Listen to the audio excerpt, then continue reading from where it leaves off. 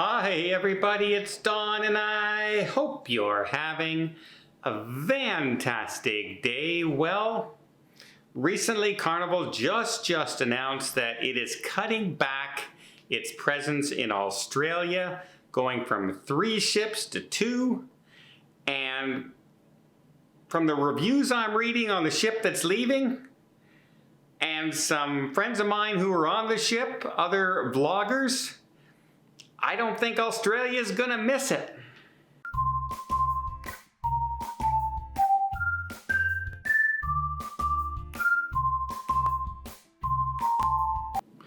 That's right, beginning in 2028 season in Australia, Carnival says they are going from 3 ships down to 2.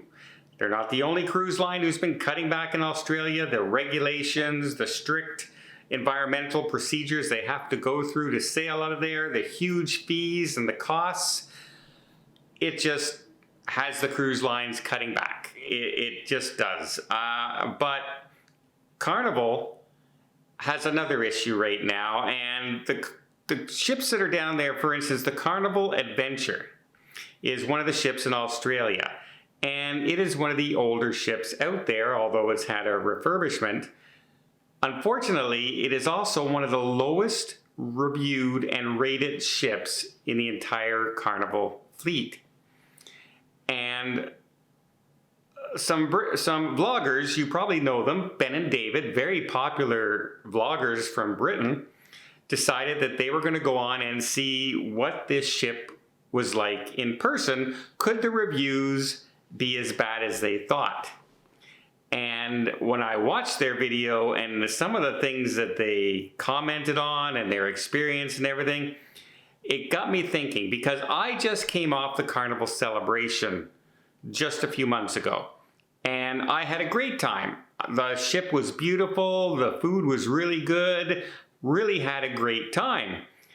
And I was thinking, how much less of an experience could this ship possibly be? Well, it started right from the get-go when they get on the ship, as far as trying to head to the buffet.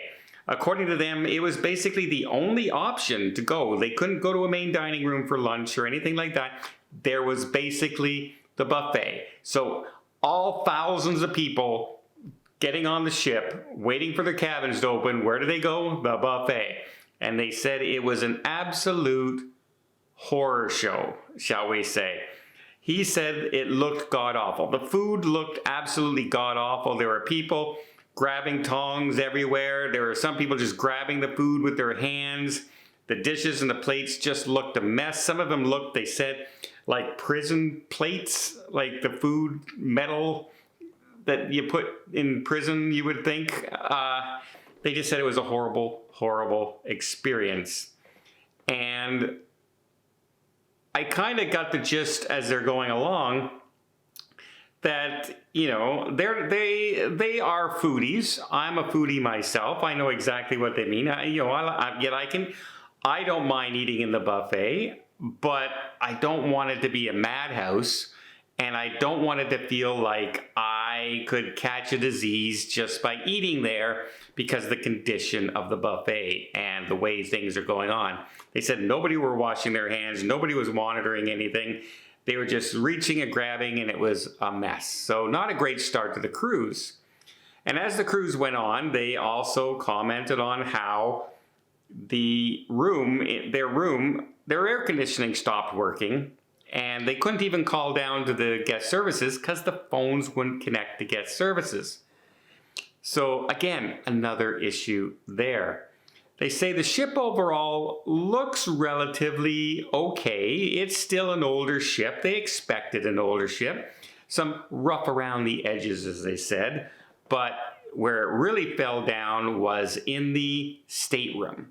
And the conditions of the stateroom just weren't up to par of what they feel a Carnival ship, you know, that they've been on and I've been on and most people in the United States have been on, are in much better condition. They also said the entertainment was not great as far as the shows were concerned. Although there were a lot of activities, the entertainment for production shows and everything, just was not great. There was a smell that developed in their room in the hallway that never got resolved. They went to main dining and was okay. And I mean, if that's the best news you can say about your trip and your cruise ship and the cruise, is it was okay. It's not a terrific cruise, and they kind of feel sorry for the people in Australia, they said in their video, because they don't think this is a true representation of what Carnival normally is. They've been on better ships than this, other Carnival ships than this, and had a much, much better time. Just like I said I did on the Carnival celebration. They kind of said it looked like the crew just was overworked. Not enough crew members, overworked, which means the service and the happiness of the crew just didn't come through. They all seem to be struggling with their jobs just to get through the day, and that is not a great way to be running a cruise ship. And that's on, a bunch of people. That's the captain, that's the hotel director, that's the management there, that's Carnival themselves. Because if they're cutting back because they know how expensive it is to sail ships in Carnival in Australia, is that going to just be an issue? Well, the ship looks like it's leaving in 2028 and will be spending half the season in the United States. And judging from the reviews I'm reading out there, a lot of negative reviews. It's like rated 2.4. Something like that is the overall score. There are some very positive reviews there, but there are some much worse negative reviews on that ship. And it just makes me wonder if people in Australia are even going to miss the Carnival adventure being there if it's been maintained and run this way.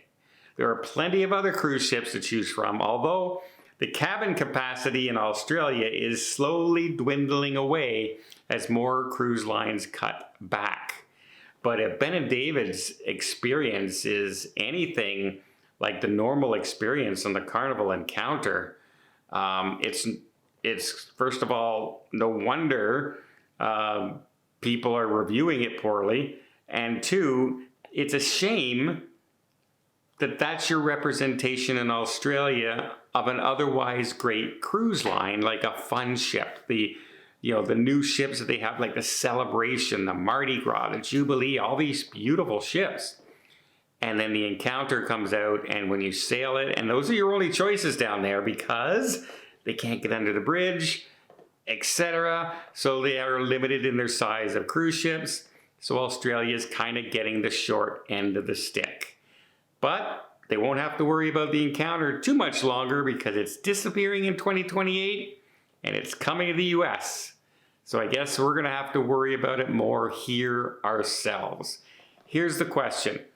Do you ever look at reviews from vloggers or just reviews in general and decide on a ship? Or do you just look at the price, look at the itinerary, and take a chance?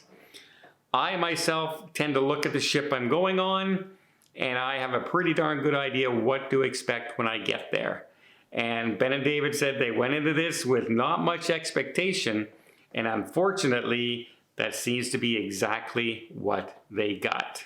Well, let me know in the comments down below again. Do you go for reviews, or are you going to try it yourself no matter what, as long as the price is right?